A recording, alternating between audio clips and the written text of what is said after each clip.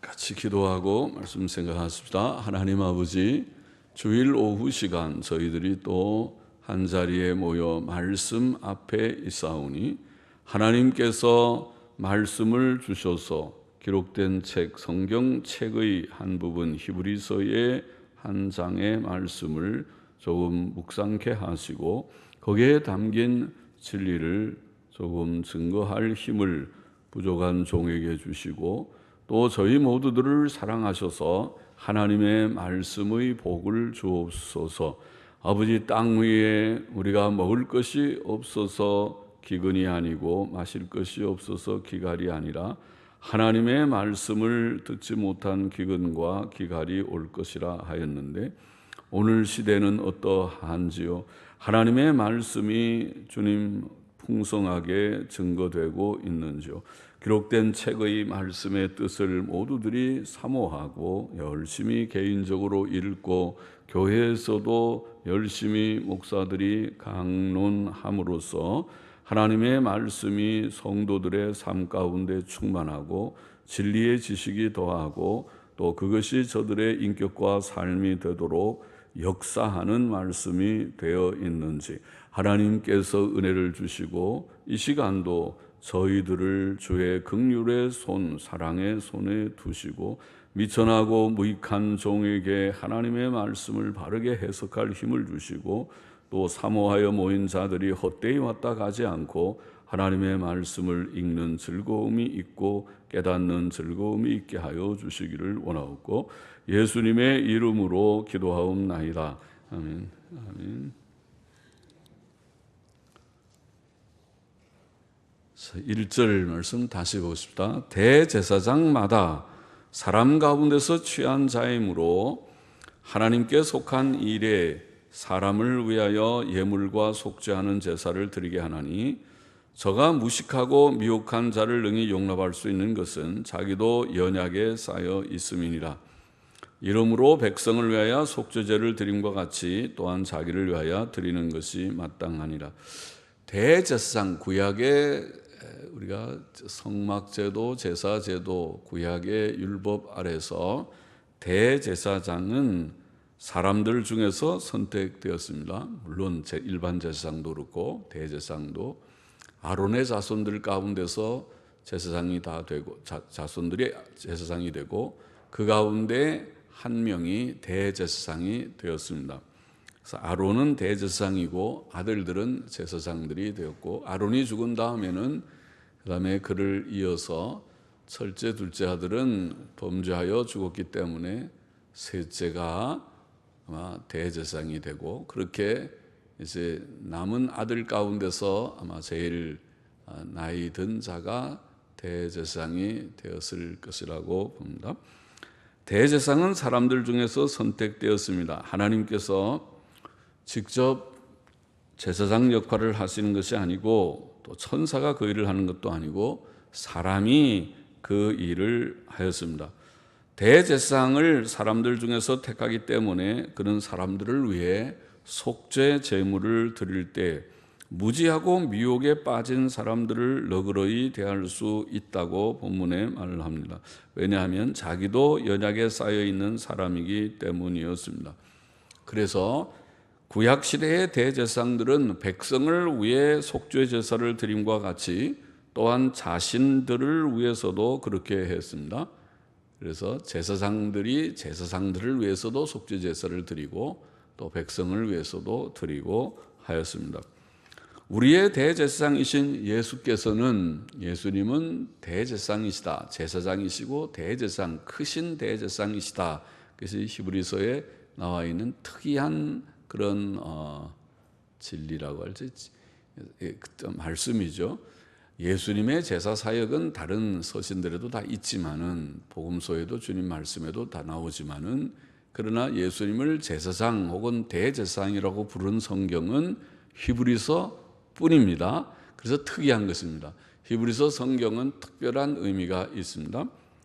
그런데 예수님은 우리의 제사 대제사장이신데 그런데 구약의 대제사장이 사람인 것처럼, 연약성을 가진 사람인 것처럼 예수님께서는 사람으로서 대제사장이 되셨습니다.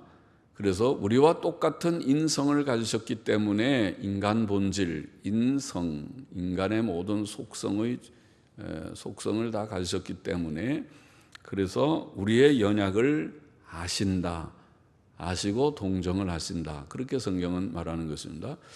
우리가 사람이기 때문에 때때로 연약하고, 배만 고파도 견디기 어렵고, 또 조금만 힘들어도 피곤하고, 잠이 부족해도 졸음이 막 쏟아지고, 그렇죠? 밥 먹고 나면 좀 졸음이 오고, 오후 시간에 다 사람의 연약성을 가지고 있습니다. 또 여러 가지 시험되는 일들이 있을 수 있고 그렇습니다.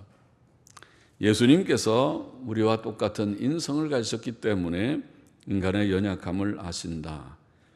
히브리서 저자는 이미 앞부분에서 자기가 시험을 받아 고난을 당하셨은즉 시험 받는 자들을 능히 도우시느라 2장 18절에 그런 말씀을 했죠. 주님이 시험도 받으셨습니다. 마귀의 시험을 받으셨죠. 또 4장 15절에는 우리에게 있는 대제사장은 우리의 연약함을 체휼하지 아니하는 자가 아니요 체휼, 친히 경험하고 동정하고 동감을 하고 하신다.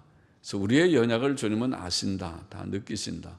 그러나 거기 보면은 모든 일에 우리와 한결같이 시험을 받은 자로 돼. 주님은 우리가 받은 시험과 비슷한 시험을 다 받으셨다. 그러나 죄는 없으시니라. 왜? 그에게는 신성이 있어서 그렇다고 생각합니다. 예수님께는 인성뿐 아니라 신성이 신비하게 결합되어 있는, 예수님은 독특한 인격이시다. 예수님이 하나님이에요, 사람이에요 하고 물으면은 사람을 혼란시키는 거죠. 왜냐하면 예수님은 하나님도 되시고 사람도 되시기 때문이십니다. 예수님은 본래 하나님이셨고 영원하신 하나님의 아들 성삼위일체의 신비였고 그가 사람의 본질을 취하여 오셨습니다. 그래서 참 사람이 되셨습니다. 그러므로 예수님은 하나님도 되시고 사람도 되시는 신인이라고 그렇게 우리가 표현을 했습니다. God man입니다. God 하고 하이픈 찍고 man, 영어로 표현하면 신인, 하나님도 되시고 사람도 되신. 그러나 그러면 두 분입니까? 아니요, 한 분. 우리는 사람이면서 성령님이 우리 가운데 계시기 때문에 우리는 사람이고 또 성령님은 하나님이신데 하나님이 우리 가운데 계셔서 놀랍게 우리가 성령의 충만함을 받아서 하나님과 늘 교통하며 동행한다고 그래요. 그러나 내가 하나님이 되는 게 아니죠. 하나님이 물론 또 내가 되는 것도 아닙니다. 내 속에 하나님의 영이 계시는 것뿐이죠. 그러니까 내 속에 하나님의 영이 계신다고 해서 인격이 한 인격이 되는 게 아니라 두 인격입니다. 나의 인격 따로 있고 내 속에 계시는 성령님의 인격이 따로 있죠. 그러나 예수님은 다르다는 거예요. 예수님은 하나님이, 영원하신 하나님이 사람이 되셔서 한 분 예수님이 되셨습니다. 예수님 안에 인간 예수 속에 하나님의 영이 계신 것이 아니고 예수님과 예수님의 신성을 가진 예수님이 인성을 가짐으로써 그 인성과 신성이 한 인격 안에 신비하게 연합되었다고 이해가 됩니다. 예수님은 한 분이에요. 두 분이 아니고 신성 예수님 따로 있고 인성 예수님 따로 있고 뭐 어떤 자유주의자들처럼 예수는 인간이고 그리스도는 신이고 그런 것이 아니고 예수 그리스도는 한 분이십니다. 한 인격이 있습니다. 그래서 예수님은 그런 한 인격이신 예수님께서 인간의 연약을 다 채울하시지만은 그러나 죄가 없으신 것은 신성이 결합되어 있어서 인성을 늘 도우시겠죠. 예수님의 인성만 생각하면 예수님도 죄 지을 수가 있겠네요. 있을 가능성은 있지만은 그러나 죄를 짓지 않으시는 것은 신성이 늘 함께 하셔서 그렇다고 우리가 생각합니다. 그러니까 예수님은 죄를 지으시지 않으셨습니다. 그러나 예수님이 죄를 지을 가능성이 있습니까? 하는 어려운 질문을 하면은 그 가능성은 있다고 해도 틀린 말은 아니겠지만은 그것은 죄를 지을 수 있다는 뜻이 아니라 죄를 지을 가능성, 인간이니까 있을 수는 있지만은 신성이 늘 함께 하심으로써 죄를 짓지 않게 늘 도우시고 지켜주셨다고 이해하면 될 것이라고 봅니다. 여하튼 예수님은 인성을 가지셨기 때문에 인간의 연약을 아시는 분이다. 우리의 연약함을 아시는 분이다. 감사하죠. 그래서 예수님은 좋은 대제사장이십니다. 그리고 좋은 구주이십니다. 우리를 동정하시는, 우리의 연약할 때, 우리가 힘들어할 때 주님은 나는 모르겠다, 넌 왜 그렇게 연약한지 모르겠다 그러지 않고 내가 너를 잘 안다. 너의 연약이 무엇인지 내가 잘 안다. 그러나 힘내라. 내가 너를 도우리라. 성령으로 너와 함께하고 도와줄 것이니 힘을 잃지 말으라고 우리를 격려하시는, 도우시는 주님이시니까 좋은 구주이시죠. 좋은 대제사장이십니다. 4절 보십시다. 이 존귀는 아무나 스스로 취하지 못하고 오직 아론과 같이 하나님의 부르심을 입은 자라야 할 것이니라. 또한 이와 같이 그리스도께서 대제사장 되심도 스스로 영광을 취하심이 아니요 오직 말씀하신 이가 저더러 이르시되 너는 내 아들이니 내가 오늘날 너를 낳았다 하셨고 또한 이와 같이 다른데 말씀하시되 네가 영원히 멜기세덱의 반차를 쫓는 제사장이라 하셨으니. 자, 대제사장, 구약의 제도에서, 율법 제도에서, 율법 체계 아래서 대제사장은 아무나 스스로 되는 것이 아니고 아까 말한 대로 아론의 자손들만 제사장이 되고 그 가운데 한 사람이 대제사장이 되는 것입니다. 하나님께서 그렇게 정해 주신 것이죠.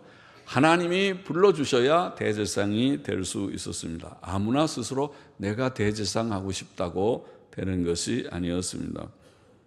자, 이와 같이 예수께서 대제사장이 되신 것은 스스로 그렇게 된 것이 아니고 하나님께서 그를 대제사장으로 세우시고 높이셨기 때문이다. 그렇게 설명하고 있습니다.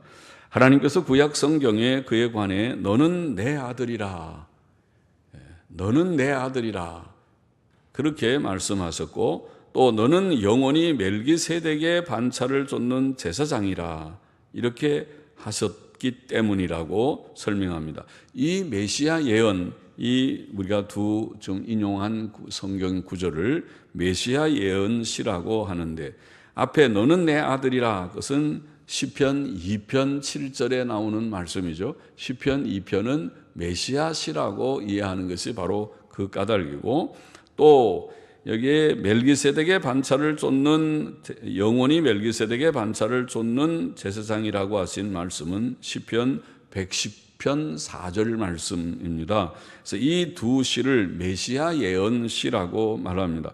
여기에 110편 4절에 멜기세덱의 반차를 쫓는 반차라는 말은 반열이라는 뜻도 되고 특질이라는 뜻도 됩니다.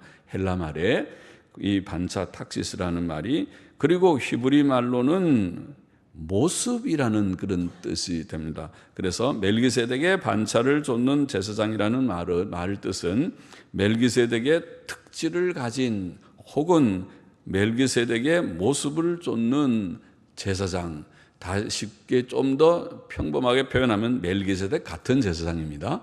멜기세덱 같은 제사장이라는 뜻이라고 보면 될 것입니다. 멜기세덱 같은 제사장. 자, 그렇게 주님께서 구약의 예언, 메시아 시를 통해서 예언하신 그 예언 속에서 이미 메시아는 대제사장이 되실 것이다. 너는 내 아들이라. 내가 너를 멜기세덱 같은 제사장으로 삼으리라. 고 말씀하신 그 말씀대로 그렇게 하나님께서 아들 예수 그리스도를 특별하게 세우심으로써 대제사장의 직을 갖게 되신 것이다. 그렇게 설명합니다.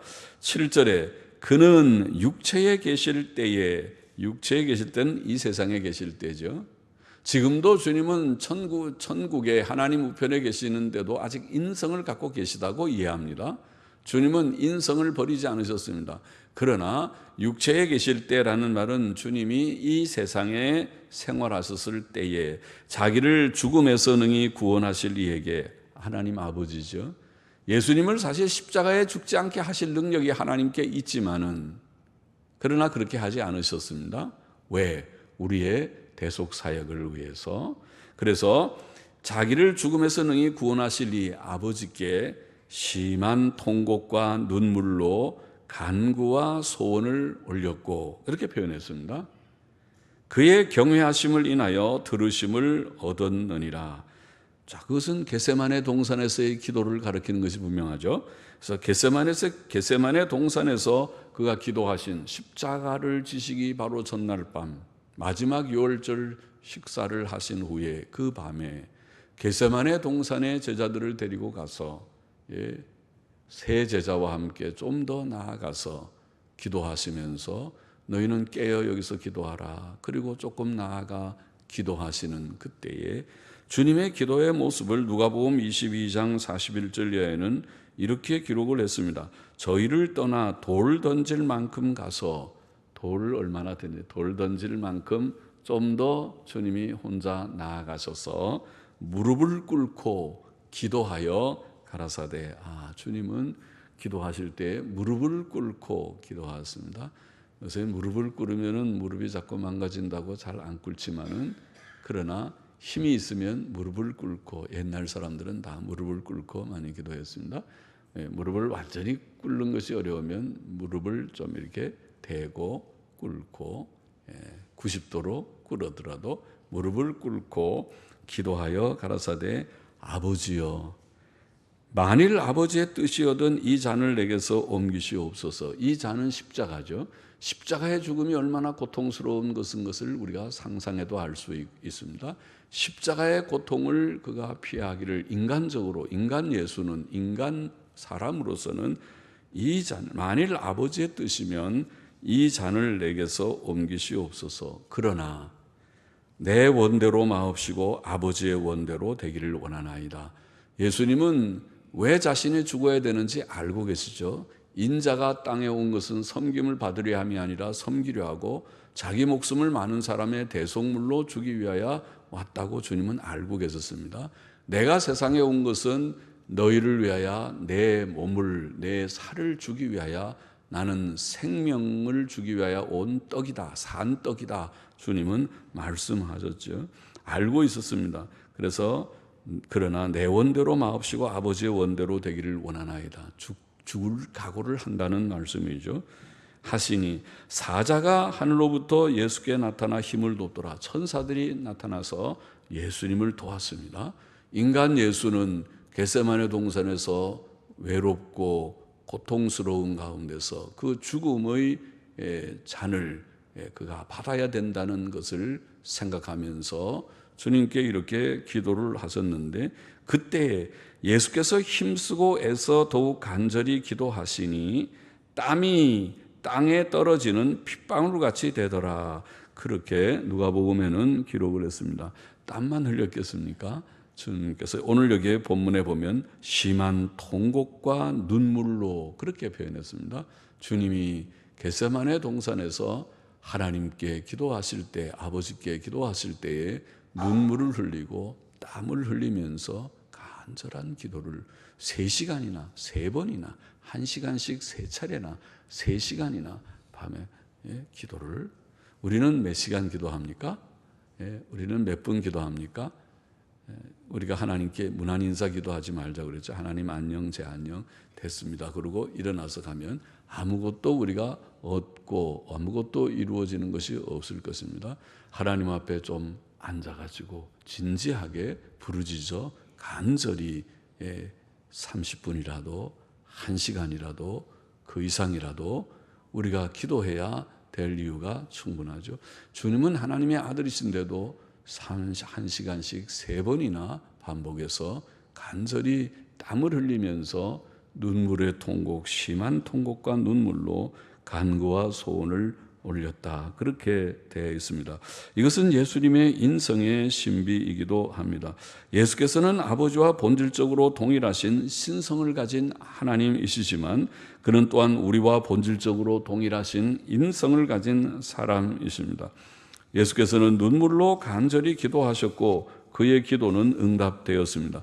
그는 그의 경외하심을 인하여 들으심을 얻었다고 본문은 증거합니다.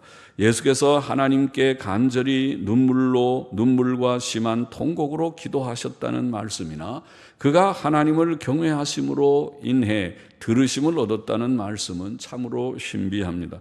신성과 인성이 한 분 예수 그리스도 안에서 연합된 것은 신비입니다. 우리가 다 이해하지 못하는 신비입니다.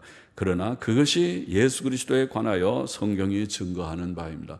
예수 그리스도의 신비를 성경은 증거하고 있는 것입니다. 예수님의 참된 신성을 밝히 명칭으로, 그의 신적 속성으로, 신적인 사역, 기적의 사역으로, 그가 받으시는 영광으로 예수님의 신성을 밝히 증거하시고, 예수님의 인성은 어릴 때부터 출생하는 아기로 출생해서 성장하는 자라는 것으로, 피곤하여 그가 때때로 주무셔야 되는 그의 주무심으로, 또 눈물을 흘리심으로, 배고프심으로 등등의 인성을 밝히 증거하셔서 신성과 인성을 성경은 다 증거하고, 그러나 두 분이 아니라 한 분 예수 그리스도의 신을 증거하기 때문에 신인 양성 일인격이라는 것은 기독교 정통 교리로 옛날부터 주 3세기에 유명한 그 니케아 회의 때로부터 주 5세기의 칼케돈 회의 때로 이어서 계속 지금까지 정통 교리로 내려오는 것입니다. 그것은 신비입니다. 그러나 성경이 밝히 증거하고 있는 바이기 때문에 예수님의 신성도 부정해서는 안 되고, 예수님의 인성은 물론 부정해서도 안 되고, 또 신인 양성이 한 인격으로 결합되었다는 것을 우리가 부정할 수 없는 사실이기 때문에 고백하는 것입니다. 8절 보십시다. 그가 아들이시라도 받으신 고난으로 순종함을 배워서 온전하게 되었은즉 자기를 순종하는 모든 자에게 영원한 구원의 근원이 되시고 하나님께 멜기세덱의 반차를 좇은 대제사장이라 칭하심을 받았느니라. 예수께서는 아들로서 아버지 하나님께 순종하셨습니다. 그는 십자가에 못 박히는 고난을 당하며 죽기까지 아버지께 순종하셨습니다. 그가 고난으로 순종함을 배워서 온전하게 되셨다는 말씀은 특히 그의 인성에 해당되는 말씀입니다. 그의 신성은 본래부터 완전하셨습니다. 그러나 그의 인성은 십자가의 고난을 통해 완전함이 증거되셨습니다. 그의 순종과 의는 완전해졌고 그의 속죄 사역은 다 이루어졌습니다. 예수께서는 완전한 대제사장과 완전한 구주와 완전한 중보자가 되셨습니다. 이렇게 고난으로 순종함을 배우며 온전케 되셨기 때문에 예수께서는 자기를 순종하는 모든 자에게 영원한 구원의 근원이 되셨다. 오늘 본문은 그렇게 증거해주고 있습니다. 믿음은 마음의 순종입니다. 비록 믿는 이들의 순종이 완전하지는 않지만 마음으로 믿고 실제로 순종하고자 하는 자들은 구원받은 자들이라고 생각됩니다. 이런 자들을 위해 예수께서는 영원한 구원의 근원이 되셨습니다. 예수께서는 그를 믿고 순종하는 자들에게, 마음으로 순종하고 실제로 순종의 걸음을 걷고 있는 그 자들에게, 곧 참으로 믿은 자들, 참으로 믿었기 때문에, 마음으로 순종했기 때문에 실제로도 순종의 삶을 나타내는 그 자들, 믿는 자들에게 영원한 구원, 곧 한 번 받으면 영원히 잃어버리지 않을 구원을 주시는 것이라는 뜻인 줄 압니다. 영원한 구원의 근원이 되셨다. 영원한 구원의 이유, 영원한 구원의 원인이 되셔서 우리가 예수 그리스도를 믿음으로 영원한 구원을, 흔들리지 않는 구원을 하나님께로부터 은혜로 받게 되는 것을 말씀하였습니다. 11절 보십시다. 멜기세덱에 관하여는 우리가 할 말이 많으나 너희의 듣는 것이 둔함으로 해석하기 어려우니라. 자, 앞에서 읽은 바와 같이 구약 성경 시편 110편 4절은 장차 오실 메시아를 멜기세덱의 반차를 좇는 제사장, 즉 멜기세덱 같은 제사장이라고 불렀습니다. 멜기세덱은 누구입니까? 멜기세덱은 아브라함 시대에 아브라함이 조카 롯을 구출하기 위해 싸우고 돌아올 때에 떡과 포도주를 가지고 나와 아브라함을 맞으며 축복했던 살렘 왕이요 지극히 높으신 하나님의 제사장이라고 표현된 창세기 14장 18절 19절에 증거된 인물이었습니다. 그때 전쟁터에서 돌아온 아브라함은 멜기세덱에게 전쟁 노획물의 10분의 1을 드렸습니다. 11조가 최초의 11조가 언급된 구절이죠. 창세기 14장 20절에 기록되어 있습니다. 살렘왕 멜기세덱은 신비한 인물입니다. 나중에 좀 몇 장 후에 히브리서에서 좀 더 설명할 것입니다. 살렘왕 멜기세덱의 이름에는 깊은 예표적인 뜻이 있었습니다. 살렘왕이라는 말은 평화의 왕이라는 뜻이고 멜기세덱이라는 말 자체가 의의 왕이라는 뜻입니다. 멜기라는 말이 왕이고 세덱이라는 말이 히브리 말로 의라고 하는 말입니다. 세덱 그럽니다. 그래서 멜기세덱의 의의 왕 또 평화의 왕, 이것은 아주 신비한 이름의 뜻을 가졌죠. 그래서 멜기세덱의 이 신비한 인물 멜기세덱은 구약의 예수 그리스도를 예표하는 인물이라고 이해되는 것입니다. 성도가 영적으로 성장하면 하나님과의 교제 속에서 점점 더 경건해지고 의로운 인격이 되며 그와 더불어 하나님의 말씀, 그 성경 말씀의 지식이 많아지고 말씀의 깨달음이 깊어집니다. 그러나 히브리서 서신의 수신자들은 아직 그렇지 못했다. 여기에 저자는 그렇게 말합니다. 12절에 보십시다. 때가 오래므로 너희가 마땅히 선생이 될 터인데 너희가 다시 하나님의 말씀의 초보가 무엇인지 누구에게 가르침을 받아야 될 것이니 젖이나 먹고 단단한 식물을 못 먹을 자가 되었도다. 본 서신을 받은 수신자들은 믿은 지 오래되었으므로 마땅히 영적으로 성장하여 다른 이들을 가르치고 인도하는 선생들이 되어야 했습니다. 신자는 믿은 지 여러 해가 되면 영적으로 성장해야 정상이죠. 아기가 출생했으면 자라야죠. 안 자라면은 보통 심각한 문제가 아니죠. 그러나 교인들이 영적으로 중생했다고 하면서 성화되지 못하는 자들이 많이 있어 보이는 것은 매우 안타까운 일이 아닐 수 없죠. 사람은 복음 진리를 듣고 거듭나 믿고 회개함으로 새 생활이 시작되고 성경 말씀으로 양육되어 그의 지식이 자라고 견고해지고 점점 거룩하고 의롭고 선한 사람이 되고 또 다른 사람들에게 복음을 전하고 새 신자에게 성경을 가르치고 권면할 수 있는 자가 되는 것이 그것이 정상적입니다. 아이가 자라듯이 영적으로 자라가는 성도의 정상적인 삶입니다. 그러나 여기 히브리서 수신자들은 아직도 영적으로 어린 상태에 있었다고 말하고 있습니다. 그들은 다시 하나님의 말씀의 초보적 원리들에 대해 가르침을 받아야 할 처지에 있었습니다. 그들은 우유나 마시고 단단한 식물을 먹지 못할 자들이었습니다. 교회 안에는 두 부류의 교인들이 있습니다. 하나는 영적인 어린아이들이고 다른 하나는 영적으로 성장한 자들입니다. 전자는 엄마의 젖이나 우유만 먹는 어린아이들과 같고 후자는 단단한 음식도 먹을 수 있는 성장한 자들과 같습니다. 전자는 하나님의 말씀의 초보적 원리들, 즉 성경의 기본적 진리들만 받을 수 있는 정도의 교인들이고 후자는 하나님의 모든 말씀, 즉 성경의 모든 교리와 모든 생활 교훈을 받을 수 있는 교인들입니다. 세례 대상자들을 위한 학습반 공부의 내용들은 전자를 위한 것이지만 신구약 성경의 자세한 강해나 기독교 교리의 체계적 지식과 윤리적 문제들이나 여러 이단적 신학 사조들에 대한 강론은 후자를 위한 것입니다. 13절로 보십니다. 대저 젖을 먹는 자마다 어린아이니 의의 말씀을 경험하지 못한 자요 단단한 식물은 장성한 자의 것이니 저희는 지각을 사용함으로 연단을 받아 지각을 사용함으로 연단을 받아 혹은 계속 실천함으로 인해 지각이 연단을 받아 선악을 분별하는 자들이니라. 그렇게 번역할 수 있습니다. 계속 실천함으로 인해 지각이 연단을 받아 선악을 분별하는 자들이니라. 우리 속에 지적인 감각, 영적인 감각이 다 있는데, 깨달음 이런 것들이 있는데, 분별력 이런 것이 있는데, 그런 것이 지각이 잘 훈련이 되어야 선악 분별을 잘합니다.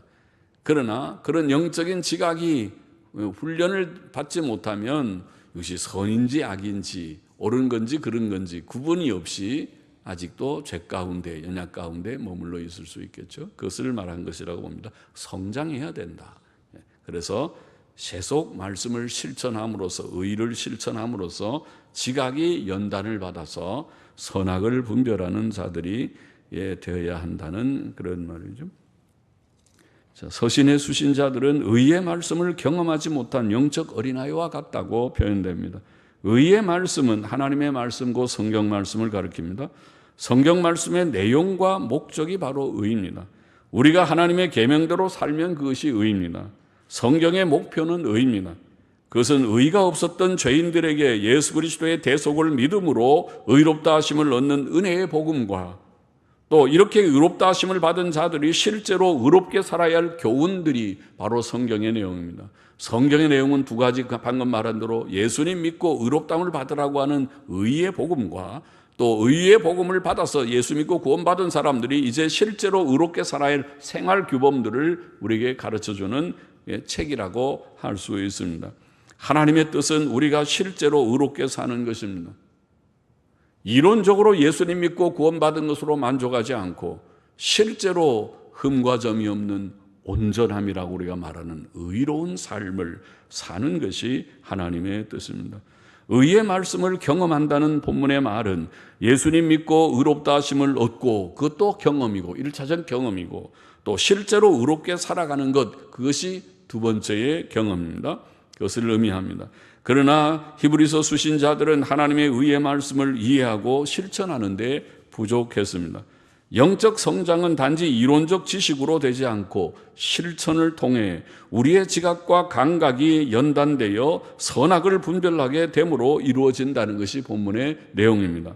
영적 성장은 성도가 실제로 하나님의 의의 말씀을 순종함으로, 그것을 실천함으로, 여기에 계속 실천함으로 제가 그렇게 표현했는데, 실천함으로, 순종의 실천을 함으로, 또 선악을 분별하는 지각과 감각이 자람으로 점진적으로 이루어지는 것입니다. 히브리서 5장의 교훈은 무엇입니까? 첫째로 주 예수께서는 멜기세덱 같은 제사장이심을 증거했습니다. 구약시대의 제사장은 아론과 같이 하나님의 부르심으로 되었습니다.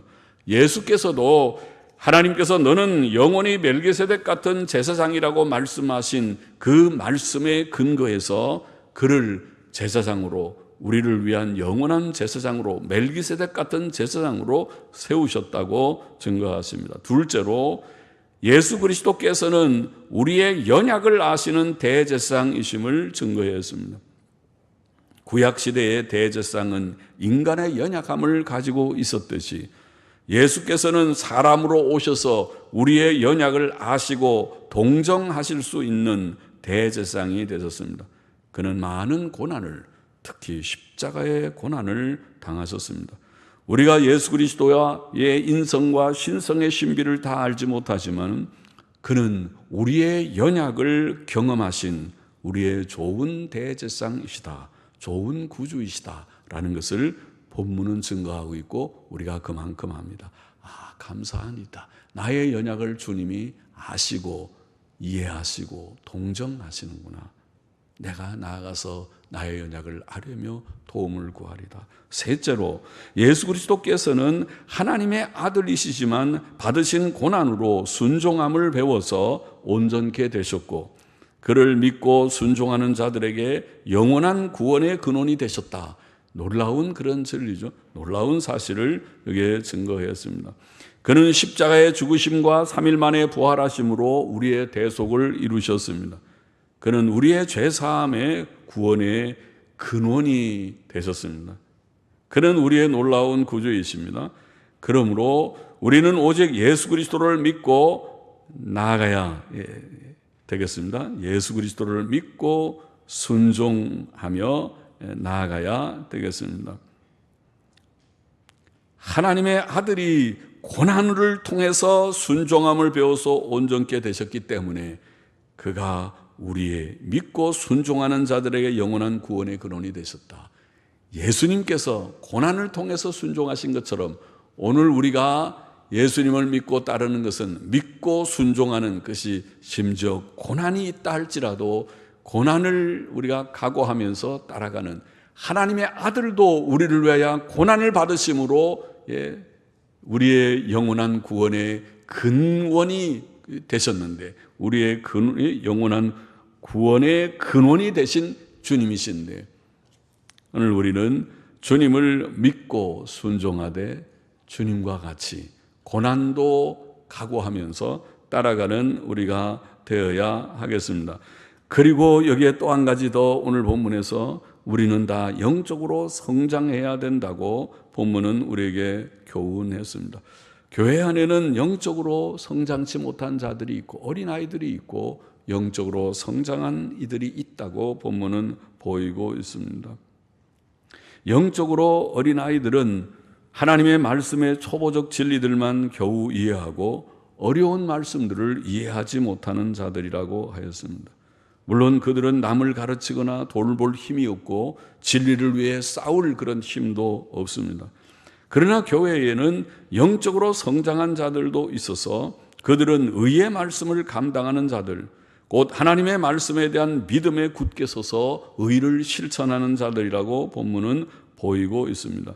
하나님의 말씀을 실천함으로써 지각이 연단되어 선과 악을 분별하는 자들이다. 그렇게 말했습니다.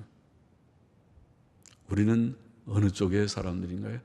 우리는 영적으로 어린아이와 같아서 아직 초보적인 우리가 찬송가의 그 가사에 있는 것처럼 바닷가의 물가에서 물장난하고 있는 정도의 수준인지 아니면 깊은 창파로 들어가는 하나님의 말씀의 깊은 지식의 세계로 하나님의 말씀에 충만한 의의 세계로 더 나아가기를 원해서 날마다 성경을 탐독하고 또 의를 실천하는 그래서 단련을 받아서 선악을 분별하여 하나님께서 쓰실 만한 그런 용사들과 같이 신앙의 용사들과 같이 그렇게 자라간 우리가 되었는지 영적으로 자란 우리인지 아니면 아직도 하나님의 말씀에 흥미가 없어서 영적인 믿느냐 그러면 믿는다고는 끄떡이는데 정말 믿는 자다옵게 하나님의 말씀 속에 흥미를 가지고 깊이 들어가지 못하고 늘 얕은 물가에서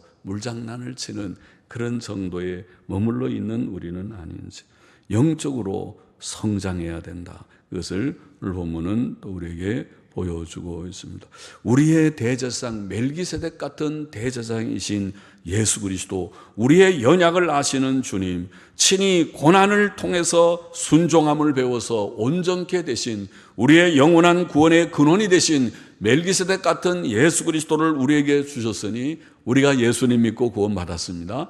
이제는 예수님 가신 그 길을 따라서 우리도 고난을 각오하면서 순종하며 주를 따르기를 원하고 우리가 영적인 어린아이의 상태에 머물지 아니하고 영적으로 점점 자라가는 성장한 성숙한 어른과 같은 믿음의 사람들이 되어져야 하겠습니다. 소원합니다.